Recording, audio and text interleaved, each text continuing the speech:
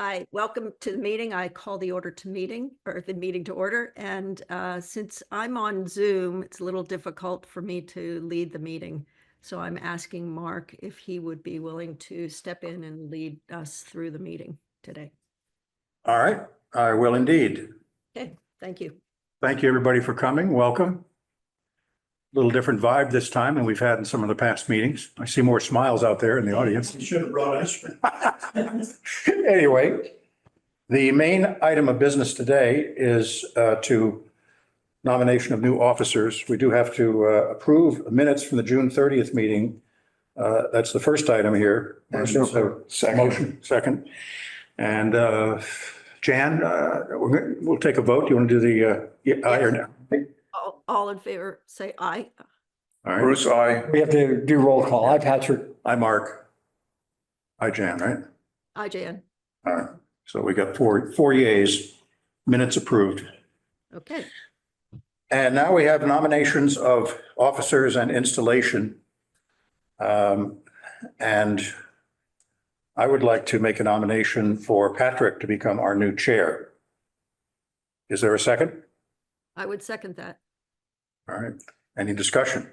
The only discussion I have is where we have, first of all, I'm happy to do it, but where we have 7 members and 1 had an emergency and 2 are not able to make it today. I'd be happy to accept the interim chair if you feel that's more appropriate and have a discussion with all 7 members next meeting. But I'm happy to do it. I just want to open up the group and say, if you want to just do it, we'll do it. But, you know, We're down 1 member anyway, right? Yeah, who's going to be the? Yeah, there's 6. This is You're seventh right. So member. if there's more than 3 votes for me, then it doesn't matter. I mean, I know how Liz would vote on this too. Okay. So I think we should All right. proceed and go full bore. So we have a motion on the floor with a second. Any other discussion about Patrick for the chair? Been enough. All right. I would just like to say that Patrick has been on this board from the beginning. He knows the town government extremely well. He's demonstrated his leadership. He's demonstrated his popularity at the polls with a tremendous vote when he has run. And I think he, of all of us on the board, knows the most about how to go about this business. I know he has a passion for it, and I think he would be an excellent leader for us as we start a kind of a new chapter for this board. So that's my thinking, and my personal respect and admiration for Patrick is also encompassed in my nomination. So I just want to say something for the record there, so we have some discussion about it. Any other further comments? All right, let's put this to a vote. We have a motion to have Patrick become the new chair. Let's go through the call to the order. Jan? Aye. Bruce? Aye. Mark? Aye. Aye, Patrick. Patrick, aye. Patrick becomes our new chair of the Affordable Housing Trust for the coming year. Congratulations, Patrick, and thank you. What about the other officers? Are we doing them today or? Well, we have a vice chair is the only other officer. Is that correct? The vice chair? Well, the secretary, also. Secretary? All right. And Well, I would, So Liz has just acquired the responsibility for taking minutes. She's not a clerk or a secretary. I don't think She is this a is- secretary. I don't know if we ever had a formal. That's a question. I know, I don't know. Well, we can hold off on that one. We know we have a vice chair, and I would. Jan, are you willing to stay on as vice chair? if you would like me to. I make a motion, we continue with Jan Ackerman as the vice chair. Seconded by Bruce. For Lots of Trust, seconded. Any discussion? Hi, Patrick. Hi, Mark. Hi, Bruce. Aye, Jan. All right.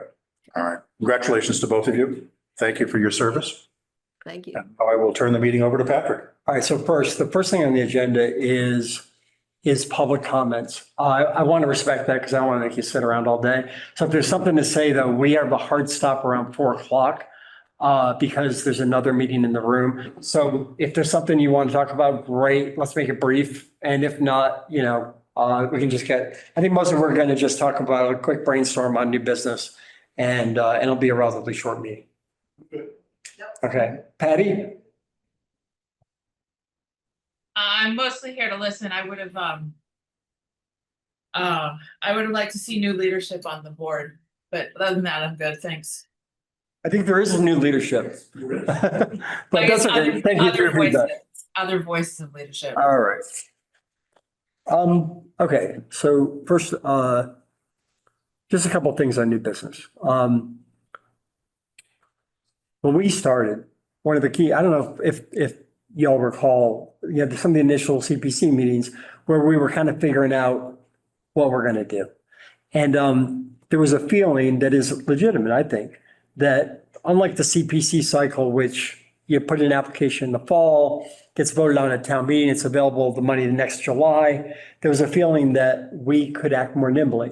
So CPC has funded us, and we're able, through a vote of 5 of the 7 members, to deploy capital that we've been funded. So I did take the opportunity to reach out to Andrea at Stockbridge Housing Authority, to Jane Ralph at Construct, and to Becky at Riverbrook, to just try to honor that opportunity of ours with the idea that we don't want to be a replacement source. So if it's not an emergency that one of them faces, CPC is the appropriate venue. And in fact, we have a CPC rep right now with Patty Kaya.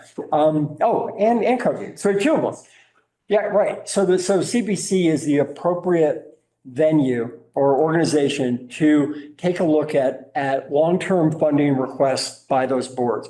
However, if they do have needs, for example, there's some windows that have failed at the housing, at Stockbridge Housing Authority, at Heaton Court, that's an appropriate thing for us to take a look at. And I've encouraged them, if they have something, to give us a proposal.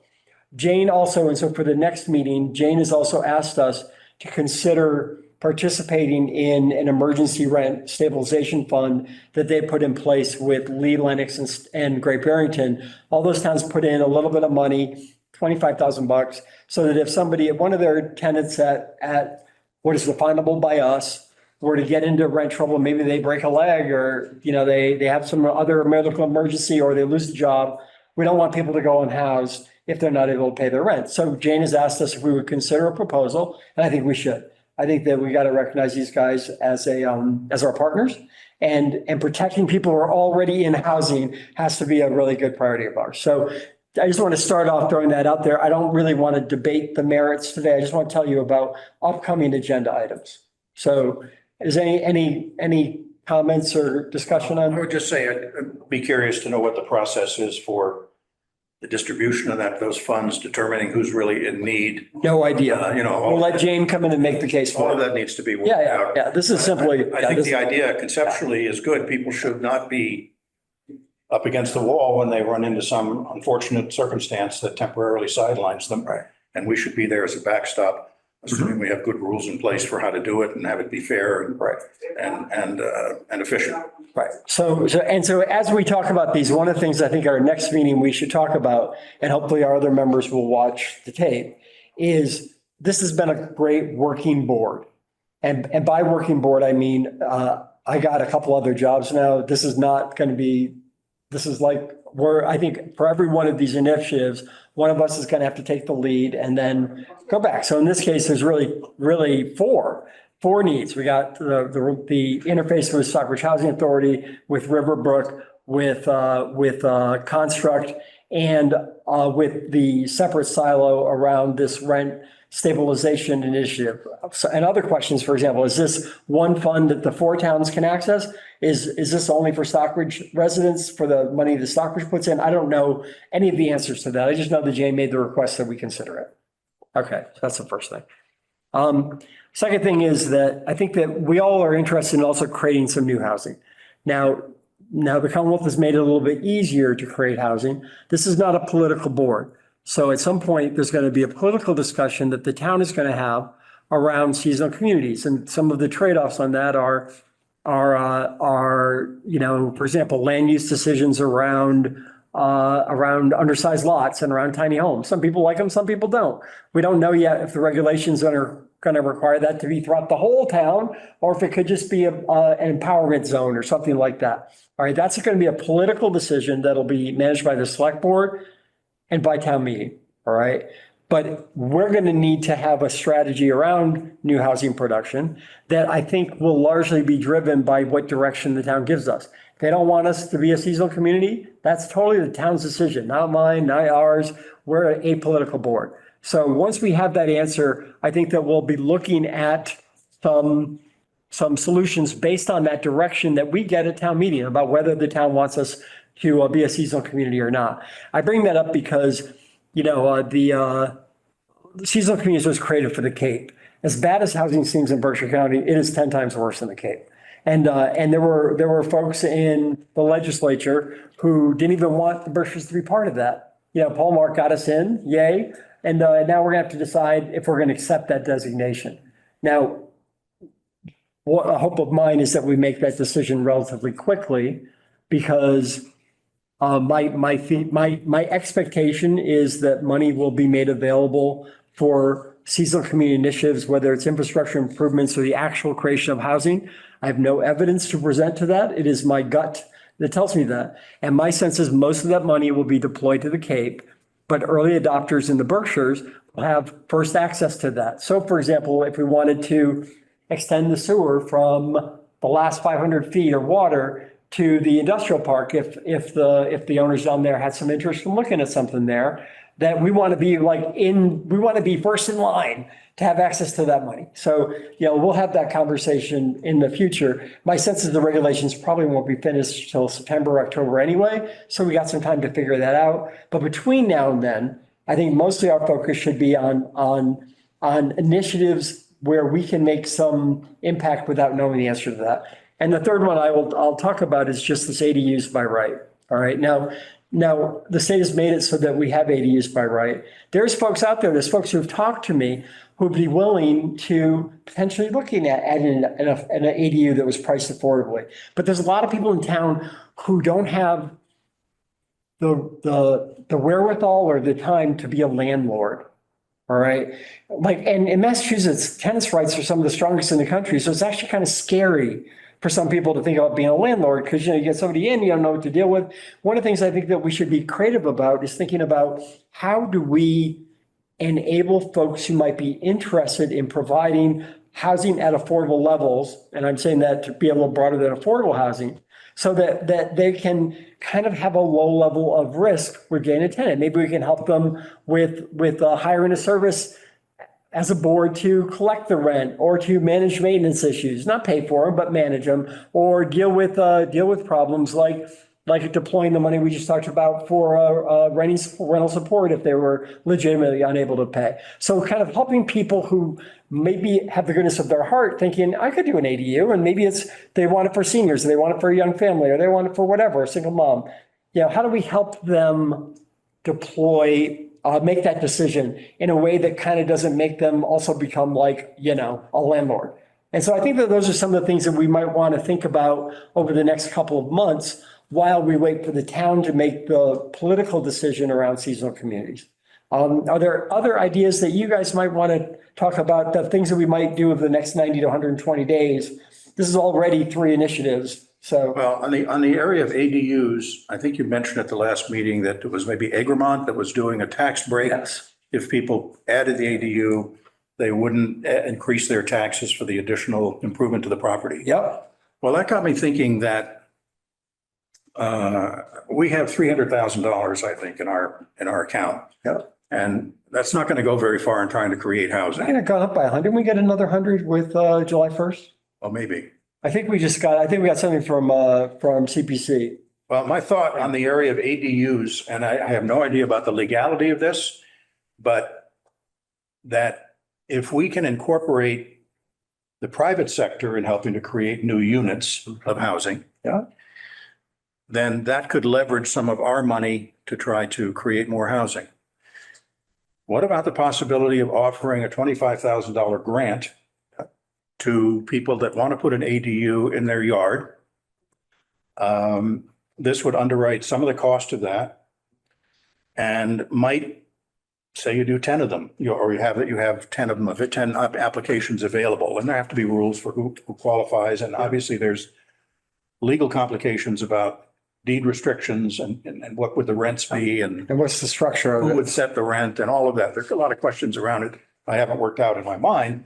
But what I thought was if we could take $25,000 and leverage that with a private homeowner and encourage them to do an ADU, we could create a unit of housing for $25,000. This wouldn't be affordable housing in the traditional sense of a capital A, state government funded affordable housing project like Heaton Court. But this could create what we would call maybe small A affordable housing for a couple, a single or a couple who would want to live in 800 or 900 square feet for a couple of years while they get their feet on the ground, and might encourage some younger people Or senior. to be here. Consumer Or a senior, yeah. Yeah. The requirement would be that it would be long-term rental. Nobody could just do these and rent them out Airbnb. Be long-term rental.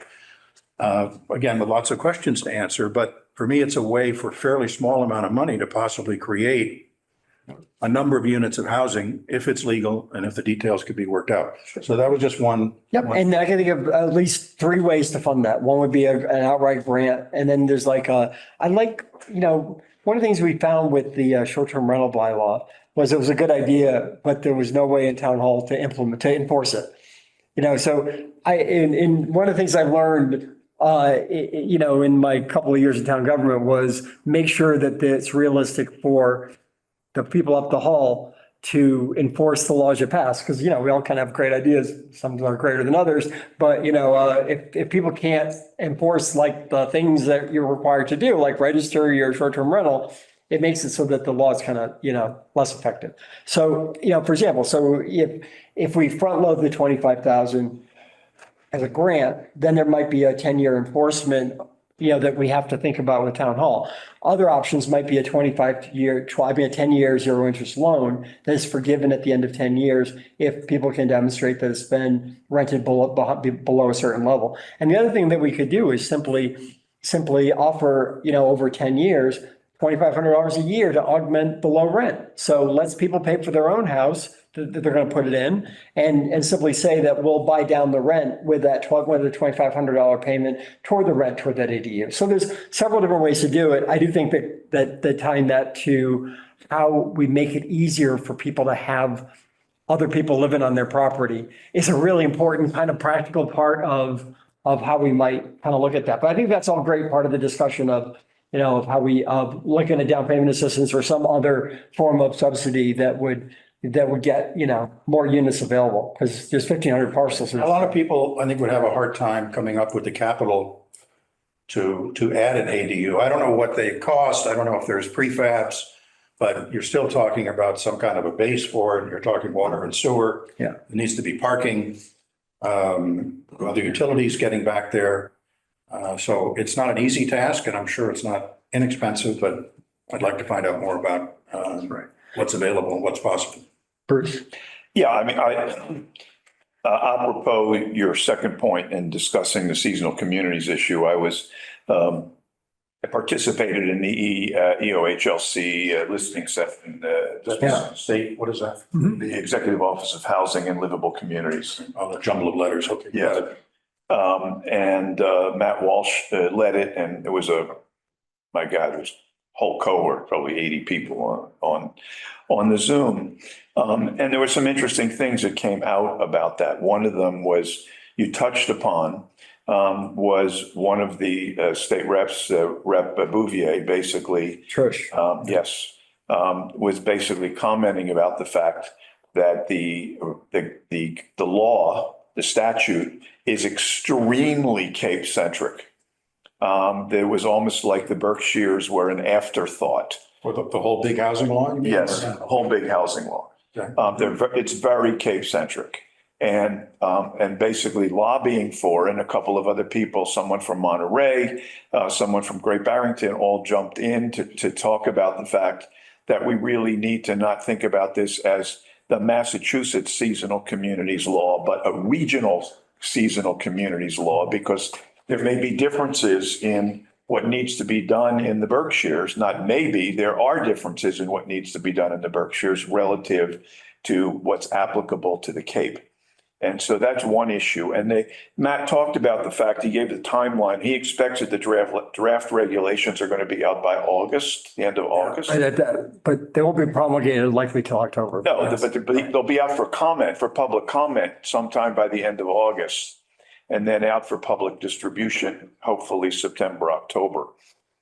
The other thing that they talked about was 61A restrictions, and that they thought that the regulations probably need to address alleviating some of the 61A restrictions. Can you explain what those are?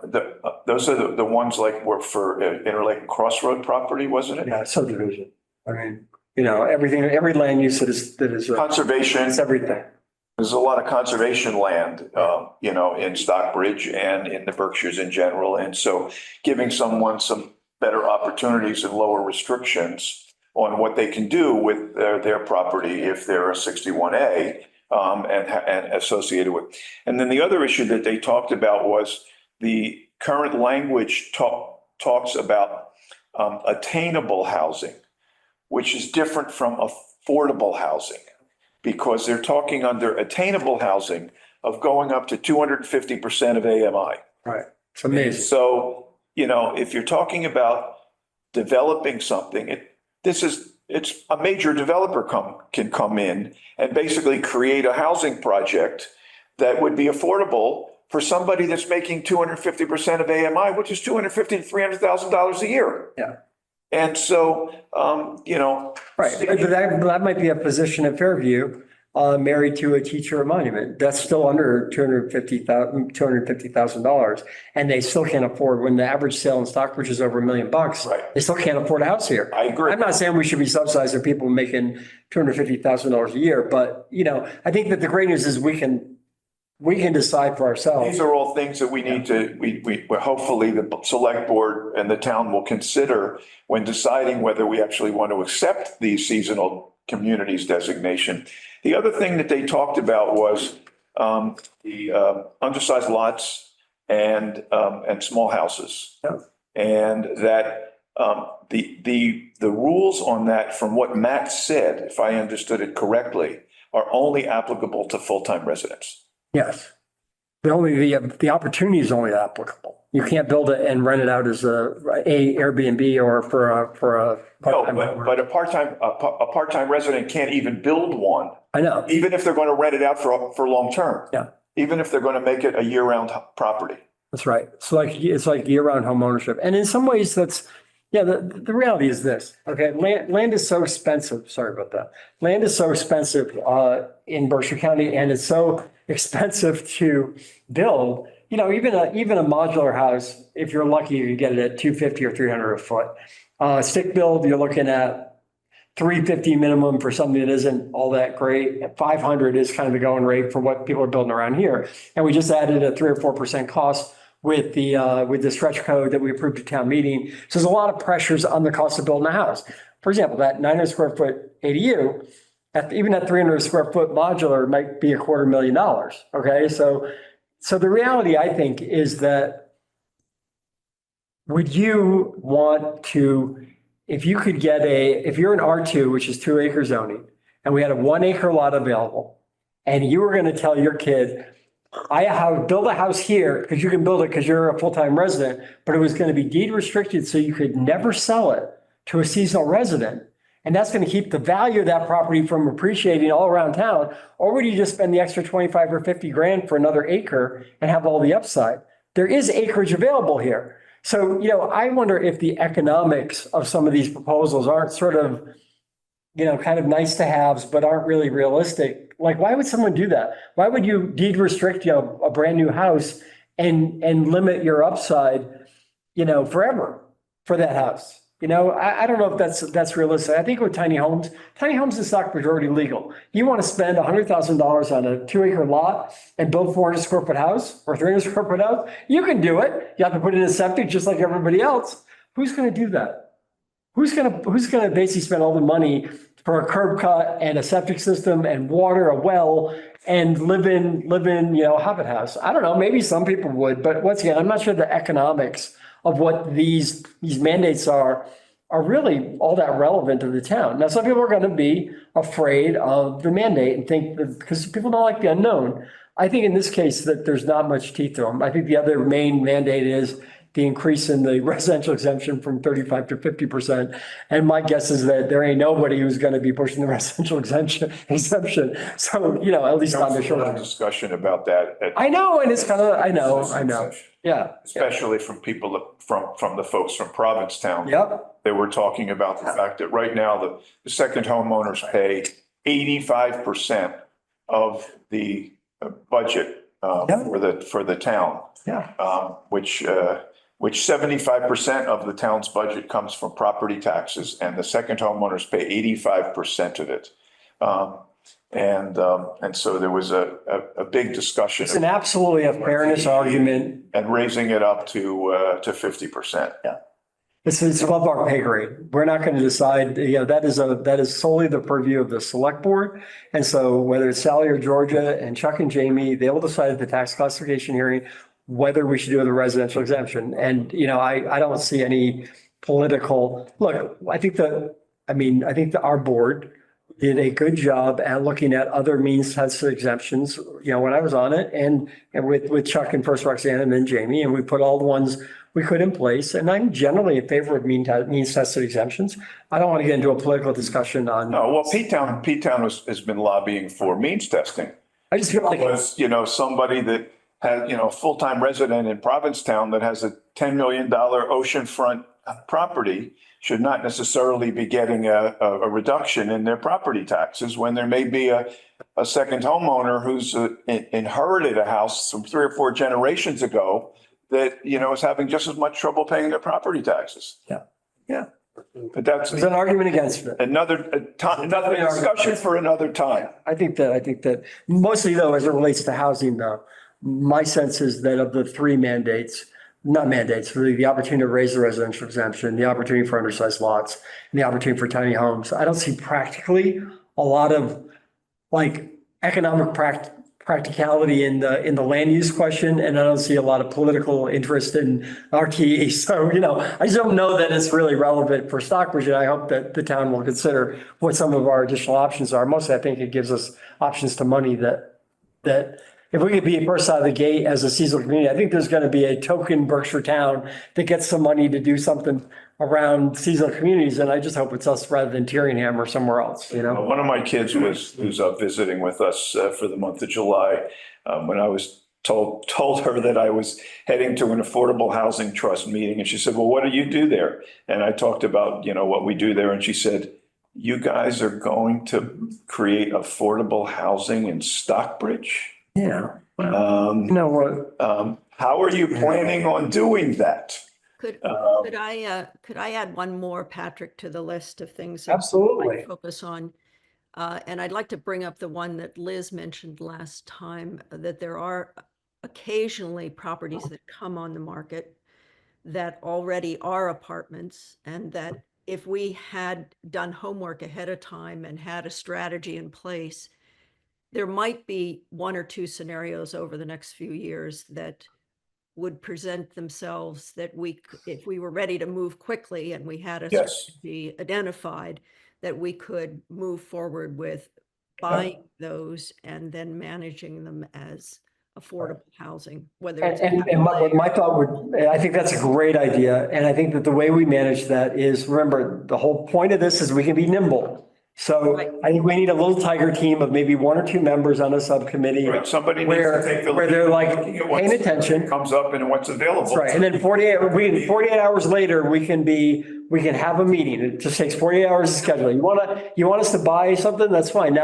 Now, once again, thinking through, let's say we have $400,000, you know, what we're going to need also though, in terms of putting things in place, is a discussion with a banking relationship so that if the rents will justify, let's say the apartment building is 800,000 and the rents justify 600,000 of that. That means that we can working with a partner who would want to own that, because the question of owning is a separate question. We would only need to come up with 200,000, as long as we had the banking relationship in place ahead of time to support that rent payout. Now, there's obviously maintenance and other things, but that's where a partner like a Construct or Stockbridge Housing Authority might want to work with us on that. So thinking through the parameters of how that might work is a great agenda item.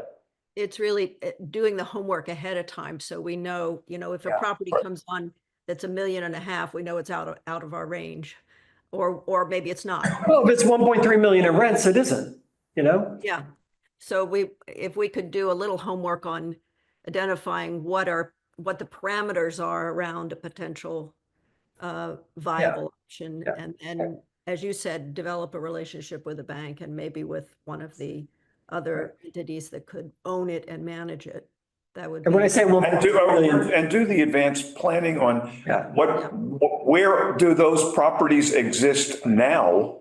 So that we can basically have, be prepared when and if one of them goes on the market, that we know where they are, we know what they are. We maybe know what the rental income is. And we can be prepared to pull the trigger, that's right. very quickly. And we can be creative, like, for example, when I say 1.3 million in rents, let's say it's $1.5 million house. So let's say that the monthly mortgage is 15, 16 grand. That's some insurance and 18 grand. That's what the monthly nut is.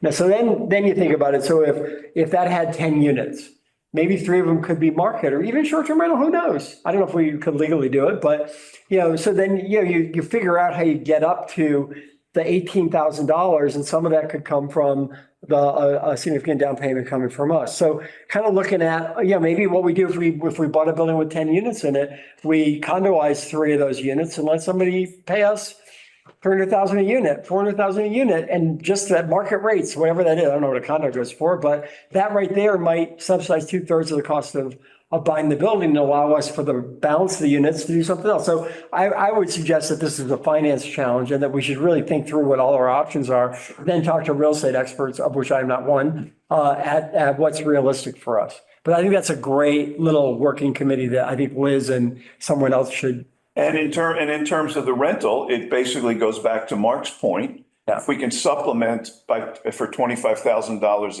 a year, for some of those individuals. That's right. That may make it workable.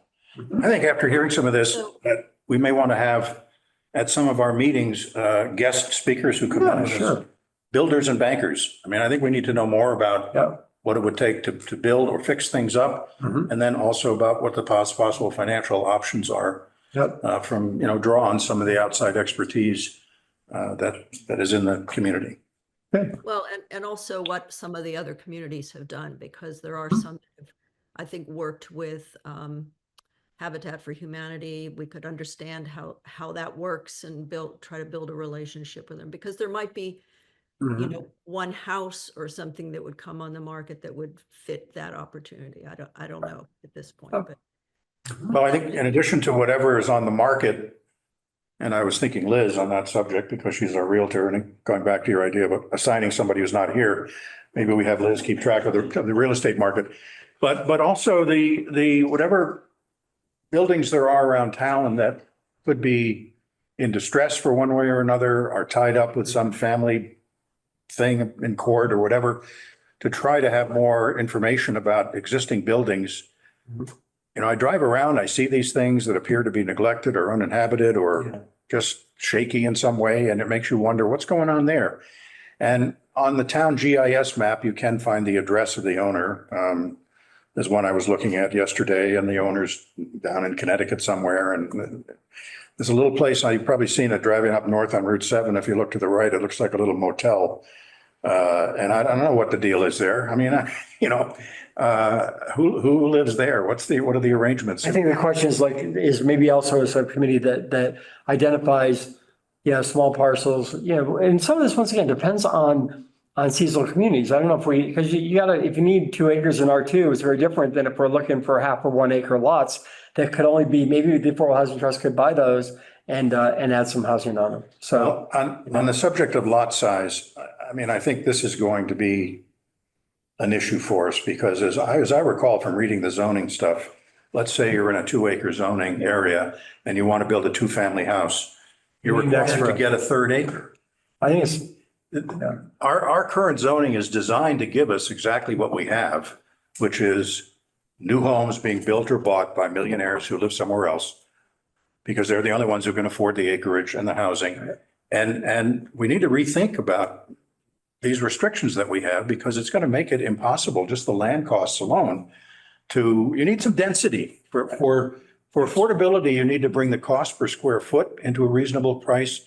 And also the density is better for everything in terms of getting water, and sewer, and roads and electricity, everything into a smaller area without turning into some kind of a suburban subdivide that everybody hates. look, my second year, I proposed a flex parcel housing initiative that went nowhere with the planning board. But the reality is the planning board and the select board are elected positions and they are the ones who have the authority to bring forth bylaw revisions. And I think that my personal opinion is we can individually advocate, on whatever we want to do. I think we should show some caution in other than making a general recommendation. Again, once you start getting into lot size, that's the planning board's job. We just elected Peter. I think it's great. Reach out to Peter and talk to him and make the case to him. And everybody else on the planning board, there's elected representatives there whose job is to figure out those issues. It's not our job. Our job is to make it easier for people to afford to live here. I'm just suggesting we might advocate for. Yeah, no, I get it. But do we want to advocate as a board? Personally, I'm a little bit, and this is just speaking as a personal, I kind of don't want this to be, you look at the team is welcome to advocate however they want at a personal level. I'd like to kind of focus on building some stuff, not on kind of, I had that job, if you know what I mean. And I don't want that job coming out of here. That job is this job of the select board and the planning board. Yeah. Yeah. I'm just saying that under the current rules, if you want to develop housing, you're up against these restrictions on the size of the Yeah, lots. I get it. And the land is unaffordable to create housing that's either affordable or attainable. Okay, this arcane new tax law that allows the town to adopt a policy to waive the portion of a house that's rented affordably. So if you had like a apartment over your garage and that was 20% of the value of your property tax would go down by 20% if you agreed to rent it for $1,500 a month or less or whatever. That is a very low cost way to potentially create some housing. Egremont adopted it. I'm very comfortable looking at housing specific initiatives that are now allowed that people may not just know about, and then letting the town decide, because that would have to be adopted at town meeting. As we start to get into the more broader land use questions, that's not our job. I mean, you're right. I think you're absolutely right. It's the same. I have 3 acres where I live and R4 across from Tanglewood. It's not like it's rural. I get 400,000 people, a year listen to music across the street from me. And yet my lot is undersized, go figure. Well, there's a lot of properties that don't meet the current standard, I think, because 70%. the standards changed. For example, up in Mackinac Heights or something like that, there's a lot of places that are now 2-acre zoning because the place was packed with smaller places. And they said, wait a minute, this is too dense. We got to increase this to 2 acres. And that slowed down the additional development. So it had a purpose. But sometimes in the end, you end up creating something that makes it impossible to open the town up to more people. Okay. So Patrick, one other question that I would say is that we ought to explore, at least have some conversations with the town about is, and maybe it's too early, but we know down the road there's going to be a new firehouse EMT location, and the current firehouses would not be used the way they are right now. So I don't know whether the town has plans for those particular buildings going forward or not. And I have had conversations with Michael around a potential housing unit or two with those properties. I think that's a great potential idea. They also make for cool little mini museums for a town. So I have no idea. But you're right. It's a great question about what we do. And I think that a second question is kind of, around housing for those employees. I think that the budget I saw had the salary range for an entry level firefighter EMT at 61,000. and for a more experienced person around 70,000. And you can't afford much housing around here at those rates. So thinking about kind of how we make sure that, I spent the last 3 months as the CFO at Southern Berkshire Ambulance. There's 15 part-time and 15 full-time EMTs and paramedics. Out of that 30 people, how how many people commute more than an hour? 25 out of 30. 25 out of the 30. We had a call my first day there. So the area where the chief of operations, the guy that runs the place, is maybe like from Bruce to the corner, his office size. And then the woman that does all the dispatch and invoicing and insurance stuff is in a second office that's about the same size. So it's tiny, right? So I meet with the head of operations and the top position from Fairview walks down because it's on the same, it's facing the parking lot of Fairview, the ambulance. And they had a case, and with HIPAA, I can't talk about the case because, but basically it was a patient who needed to be transported to Pittsfield. All right. But it wasn't urgent time-wise because there was a chance that whatever this patient was going through would not need it till that night, but there's about a 10% chance that she would need it earlier. All right. I'll let you guess what it was. And there were two ambulances on that day, and one of them was already out. So if they took the patient to Pittsfield, it would have tied up the only other available ambulance for like 10 towns in South County for 2 or 3 hours. But if they didn't take it down and she needed the care in that 1 out of 10 chance, this emergency room doctor debating this with the chief of operations, they ended up sending it off because even a 1 out of 10 chance was too much of a risk to not do it. But the point I'm making is that in a perfect world, if someone's living 5 minutes away, you call in the paramedic and pay him time and a half and say, take the person. They own 4 ambulances, so we're only 2 shifts on. But when someone's living an hour and 15 minutes away, you can't basically respond quickly to that. And we're building that exact same capability with Stockbridge and West Stockbridge, and have to kind of think through how important is it for us to live, for these folks to live locally. If somebody, because we're only doing 1 shift, 724, 365. I think I got that backward. So in the case of it takes like 8 or 10 employees to make that coverage. But if some of those employees can afford to live locally, it makes a huge difference in the ability in a situation where, where maybe somebody is out sick or whatever, getting somebody else in there in a timely basis. So, these are all kind of things we're going to have to figure out. I would like to put on the list. I was actually thinking of the firehouses as potential housing for, let's say, future EMTs, because, in addition to what you were saying, many years ago, I was certified as a wilderness first responder. And one of the things that I learned in that was that if you have heart failure, and keep in mind the median age for Stockbridge is over 60. So if you have heart failure and you don't have an AED on you in less than 10 minutes, I'm going to say your chances of survival are single digit. So just think about it. If somebody has to come from 40 minutes away, to take care of you, it's not going to be good. Well, I was appointed to the fire station, Stockbridge Fire Station Committee. And we had our first meeting, and one of the things that we were talking about was, in fact, where do we build a new fire station? How big does it need to be? Do we need to have quarters in it so that It's a 24-hour shift. How do you do it without quarters? Right. Yeah. So that staff, or maybe even living quarters for somebody to basically live there long term. Good. And it's one of the agenda items on the discussion. Peter Socia was elected as chair, and I've known Peter for years. He redid my first house on Birch Lane in Beechwood. It's a good man. And with Neil Haywood. And what's that? They're both EMTs. Yes, I know they are. They're both deputy chiefs, actually. So this whole issue of the healthcare workforce and the EMS workforce, paramedics and EMTs, definitely has been part of our first discussion, which we will be continuing as we proceed. Yep. And I'd also like to put, And I have some experience in that, having run emergency services for my communities for 30 years. so when I was talking to Jane yesterday, Jane Ralph is one of the 3 Berkshire delegates for seasonal communities with the state, like advisory board that is going to determine it. And I did encourage her yesterday to do 3 things. One, minimize the mandates, so that politically it's easier to get it done. 2, well, that's really 1 and 2. But the third one was to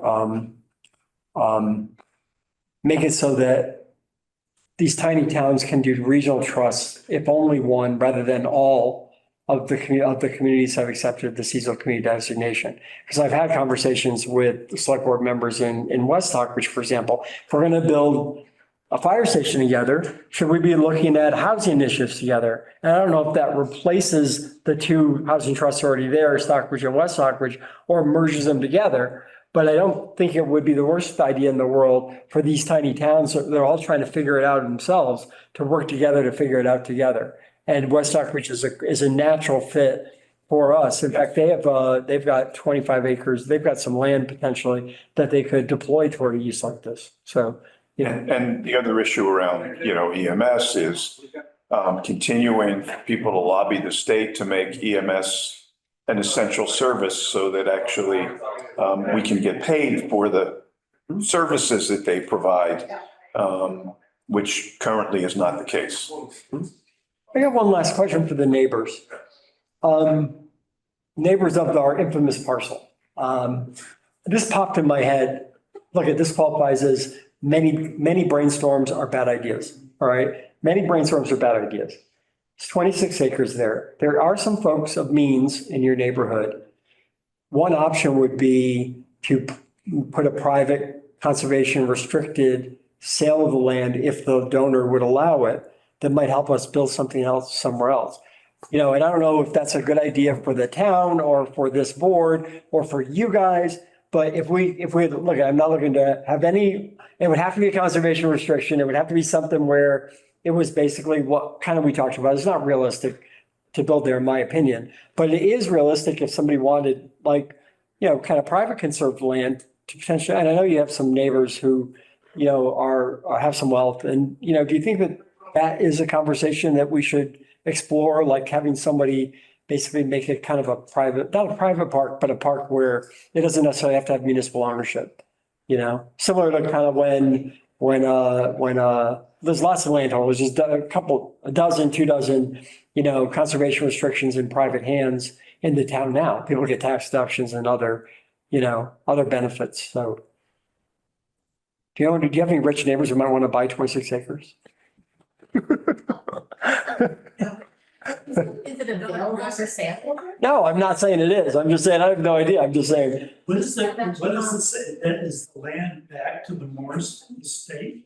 I think it goes back to the town. If we, but You don't know yet. About 10 minutes left. I haven't, I've literally I've been in this job for 45 minutes and haven't figured it out yet. I do think that maybe one of us should be tasked with sort of, we did decide as a board to not pursue housing there and kind of tasked with cleaning it up with with town council and. We want to give Laurel Hill another opportunity to. I don't know, I'm not opposed to that. As long as the agreement allows it, I mean, they have a property. they've got $1 million in the bank. Maybe they can buy it from us. What'd you say? They have another property adjacent? Right across the street. Yeah. Oh, okay. So it's adjoining, Sort kind of of, makes sense. they have a little parking lot and you Yes. just walk across it. Yeah, Right. that's right. We have 10 minutes till the next meeting. Yep. Well, it doesn't start till 4:30 actually, but yeah, I think we're just about done. The question on that is, what's back there? And I've actually never been back there. What is back there now? Is there any walkability or is it just like, it's wet? But I think. So you could go fishing? Obviously, you could. Yeah. You could. Somebody call me up and give me a tour of It it. needs, Yeah. it would need to be cleaned up. I mean, Get Jesse Murray. there's so many trees and stuff down from, because. Just habitat. we all did at one time. There used to be bike trails and stuff through there, that Billy Markham put through. But Nobody's maintained them. they're all gone because when they logged, they cut so many trees, now the wind whips through there and it's taken huge trees down Really? all over back there. I mean, that's my backyard, that's So all. maybe a planting plan. You can come and look. That was a mess. You know? I'd love to. Logging was. Yeah. Not well done. The logging was not all done. They forged over the brook, they put a dam over it, that's how we got all of our water. It was done illegally. How'd they get the May I logs ask- out of there? How'd they get the equipment in and the logs out? They went up the dump road. That's, that, May I just ask who is in the audience and who's? Yeah, It's that was- Can't see them. Forbes. Oh, hi, come. she can't see us because she only see what's on the screen there. Oh, okay. Rose. You know, Oh, Don and Rosie, Okay. Jackie and Nikki. we need to get people to sit in the front row and go forward. Oh, great. So maybe in the last couple of minutes, if I can jump in, Patrick, maybe Yeah, of course. I'd like to hear if the neighbors who are in the audience and Patty, who's online, have any other suggestions about areas that we should look at, not necessarily the property you were just talking about, Patrick, but in general for affordable housing in town going forward. Do you have particular things that you would like to see us consider, or on the opposite side, things you really don't want us to consider from your point of view? Behind our. We've heard plenty about what they don't want us to consider. We got that. but you You know, got that message. We're just looking that this isn't gonna come back up in another 10 years like it did. It was gonna be built on in the 90s. We were told when that didn't go through, it was never, ever, ever gonna be built on. And then this happened to us. We just wanna make sure that it's done, period, over, never gonna haunt us again. Can't speak for who's going to be sitting in this chair 10 years. Exactly. The The reality is, once it becomes a parcel owned by the town, that's you guys. It's all of us. Right now, this little board owns the property, and I believe, I haven't looked at that contract in a couple of years, but I believe that if we elect to formally not build on it, it reverts to the town. So as much as I would like to commit to you that, you know, that Never ever. some future It does have to. do-gooder will, you know, To the town meeting. Yeah, town meeting, I think, has to accept the Town meeting has property. to accept the property. And if they don't, and it's in limbo, I don't know what happens then, but we won't get that figured out today. I think it would be helpful to share what you've learned from council Yeah. about the property, because I think there's some confusion. This is Jackie Harris. I think there's some confusion about that. Jackie, would you be willing to help us like interface on resolving, like, you know, I thought you've been through these. doing this whole time. What? I thought I've been helping the whole. No, I meant specifically, unless somebody on the board wants to, this question of dealing with town council and figuring out kind of what happens next based on the contract we sign, it's like just legwork. And I frankly have a couple of things on this that I want to, what? don't you think it should be black and white? I mean, this Michael, is. I think I'm it should talking be about the someone process and on- procedure. If someone has to read the contract and figure out what it says and talk to the town council and find out what the procedure is, and one of you can do it. There's several things on here that I already feel like are better suited for me. Just let town council do it? All right, that's fine. with me. I think it I'm should be happy to someone talk to on town the council to trust. find out what Okay, would you do that? Sure. All right, great. Work with Jackie. Dude, come up with a committee. Oh, yeah, we're naming a committee. We gotta be careful that we don't get into trouble. Yeah, I think it's also helpful to your question, Patrick. So I think we've been recommending parcels and we're finding out a lot. For example, the Austin Riggs parcel, the tennis courts. Yeah. For example, I think we just recently found Yeah. out that that's leased, I believe, to the Yes. town. Right. And there are restrictions with respect to its. But that doesn't mean they wouldn't be interested in helping us, because that was a 99-year lease, I believe. It is. Yeah. So, I mean, They I owe the think, town I a think bit. there's information that's coming out, you Yeah. know, and I think we have really tried our best. Yeah. To, identify parcels, but I also. Who's the we there? The community. Oh. I think the community has been recommending several parcels. Are those memorialized anywhere written down anywhere? And the minutes, I'm sure, because Okay. we've had Okay. conversations, but. We talked with Mark about the property on Shamrock Street. Yeah. That. And they changed What the was parcel. the parcel that Liz brought up on Park Street, which seems to be in everyone's wheelhouse, certainly something to look at. And what, the town owns other parcels too, depending on whether we could do undersized lots. Like it owns that parcel at the end of Ice Glen Road. There's definitely other parcels the town owns that we could look at. Patty? Yeah, so I asked this question via email a couple months ago, but I'm gonna ask it again because you're having an open discussion. I don't really understand how, has this board tracked over time properties that have been evaluated and what criteria you saw as pluses or minuses and why you dismissed them or why they're maybe still like ones you would consider? I'm just one of those people, I can't buy a ceiling fan for my house without doing like an evaluative spreadsheet comparing prices and pluses and minuses and features and options. And it feels like I hear from this trust, and maybe I'm wrong because I only pop in once in a while, that I hear these discussions. Kind of where are you tracking these like opportunities that didn't work out? And I understand that some are not appropriate, ones that maybe should still be considered, ones that were considered, and who knows, they'll maybe come up. Like, is other than these discussions, do they get tracked so that when you come back and be like, oh, did we talk about the one on Pine Street, or do you talk about the big one that the theater festival owned on Route 7, or I don't know. That's my question. It's a good question, Patty, and I don't think we have formally tracked things. And I think one of the things we should do, in addition to looking at properties that are on the market, is do an inventory of properties in the town that could potentially be available, either things that are Already rented. on the tax rolls. They might be already rented in some way. They might be homes in distress, vacant lots, things that are being abandoned, whatever it might be, that we should have an active inventory of that so that when you ask a question like that, we could say, yes, here's the formal list of things that are on that list, what we've crossed out, why this one can't work or that one can't work. But we should know, we should have an inventory of what the possibilities are. So your suggestion's a good one. Yeah, and it goes back to Jan's comment. Not only should we have the inventory so we can answer a question like what the one Patty raised, but we can be ready to pull the trigger when something does become available before it gets scarfed up by somebody else. And when you're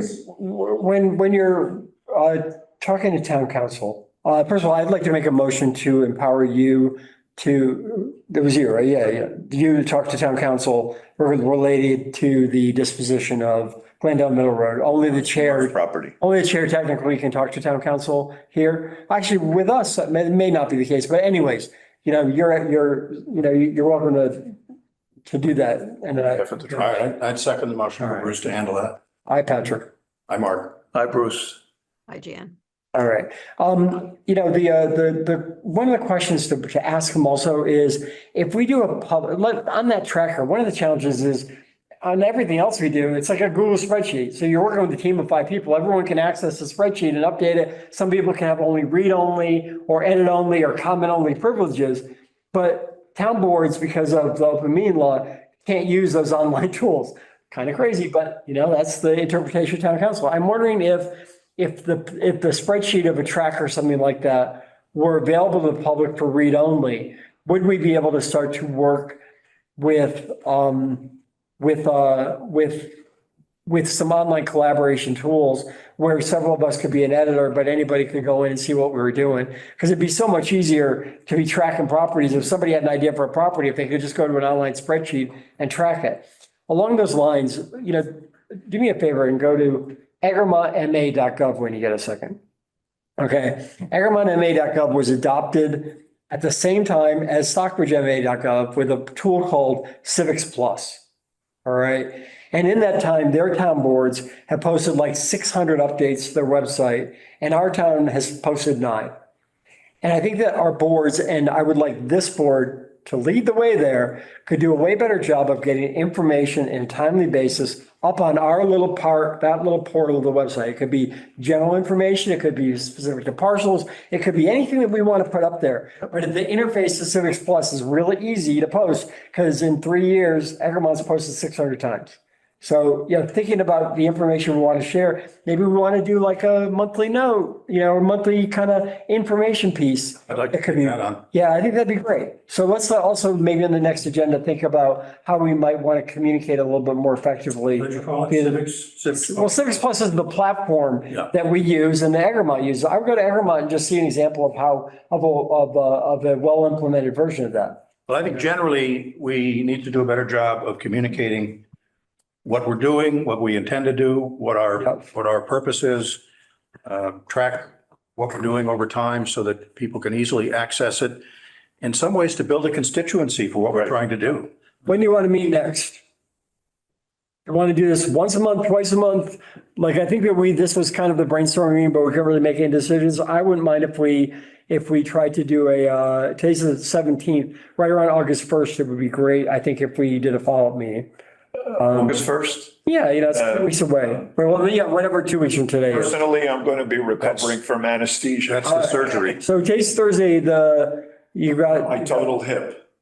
The 31st is a Thursday, or the 8th, 7th, or the 14th of August. When are you having the surgery? August 1st. August Ah. 1st? Would you do Zoom within a week or? Oh, yeah, I'll be on Zoom within. How about the 7th then? I mean, from that surgery, everybody tells me I'll be on Zoom by the weekend. All right, Just not that night. not that. And what time? We've had discussion with the community about whether a meeting at this hour is not convenient or whether we should meet later. I don't know. I think that Thursday, the 7th will be I don't know if they've gone back to 2 and the 2nd and 4th Thursday or the 1st and 3rd. My only concern would be I don't want to have. Select board needs. Yeah, I think that because Jamie's on the board, I think we should respect the fact that not schedule a meeting when she has to be on another board. But we could meet, I actually like the idea of kind of keeping these meetings to around an hour. We could do like 5 or even 5 o'clock on the Thursday, the 7th would work.